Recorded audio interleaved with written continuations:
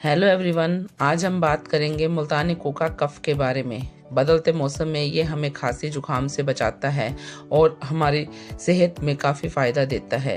इसका कोई side effect भी नहीं है। ये पंसारी की दुकान से आसानी से प्राप्त हो जाता है, मेडिकल शॉप से भी मिल जाता है।